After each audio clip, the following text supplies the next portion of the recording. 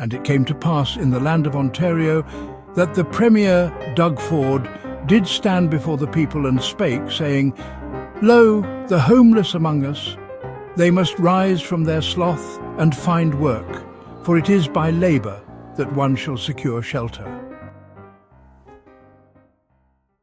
And the people marvelled, for this was a proclamation as out of touch as it was harsh.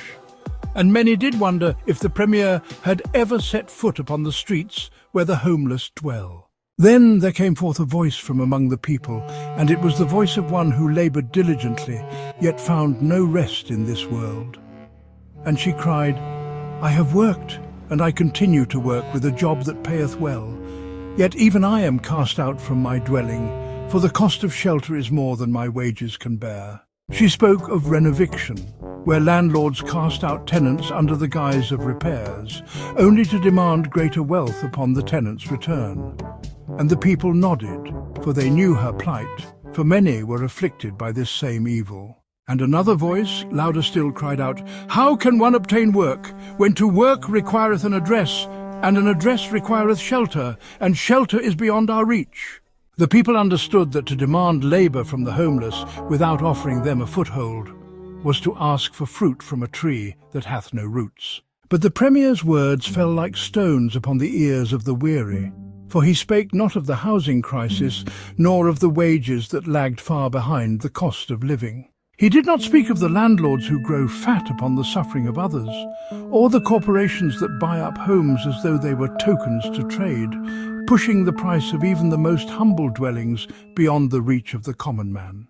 And lo, the people knew that to say get a job to those who have no address, no stability, and no support was not a solution, but a mockery. For verily, how doth one open a bank account without a home address? And how doth one find employment when the cost of transportation, clothing, and nourishment is more than they can afford? The Premier's words were as though he stood upon a mountaintop, far removed from the valleys where the people suffer. He did not see the struggles of those who toil each day, only to find that their wages will not secure them even a modest roof over their heads. And thus the people cried out for understanding, for policies that would address the true root of the issue, the greed that hath consumed the housing market, the wages that remain stagnant, and the systems that keep the poor in poverty. But lo, the Premier turned his back, and the people knew that their cries would go unheard, at least for a time. Yet they did not lose hope, for they knew that the truth of their plight would someday be seen by those who hold power, and that only when the blinders of ignorance and greed were cast aside would there be a chance for true change.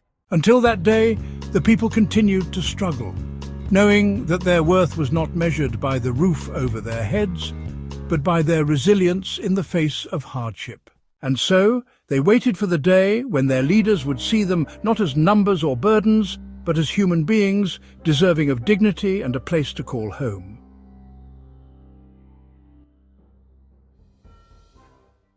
Thank you for watching.